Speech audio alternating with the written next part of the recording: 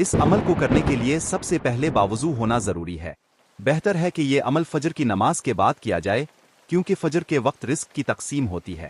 نماز فجر ادا کرنے کے بعد اپنی جگہ پر ہی بیٹھ جائے، قبلہ رخ ہوں، موبائل کسی بھی چیز سے توجہ ہٹا دے اور دل میں یہ نیت کرے کہ میں یہ عمل صرف اللہ کی رضا اور حلال رزق کے لیے کر رہا ہوں۔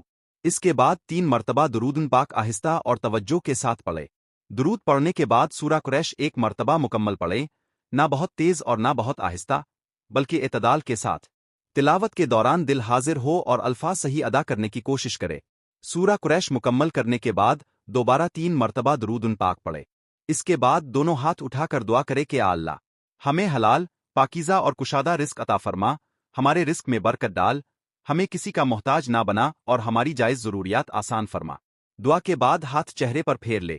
اس عمل کے دوران کسی سے بات نہ کرے اور فوراً اٹھ کر دنیاوی کام میں مشغول نہ ہوں، بلکہ چند لمحے خاموشی اختیار کرے۔ یہ عمل روزانہ ایک ہی وقت پر کیا جائے تو بہتر ہے۔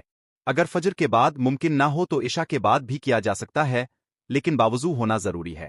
اس عمل کو کم از کم 40 دن تک مسلسل کرے۔ اگر کسی دن ناغا ہو جائے تو دوبارہ ابتدا سے گنتی شروع کرے۔ عمل کے دوران حلال کمائی کی کوشش جاری رکھیں اور حرام سے مکمل اجتناب کرے۔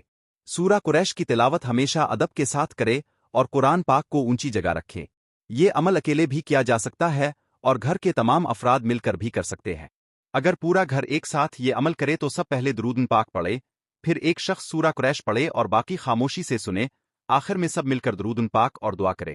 اس عمل کے دوران کسی تعویذ، دھاگے اضافی چیز کی ضرورت نہیں، صرف قرآن کی تلاوت، درود پاک اور دعا کافی ہے۔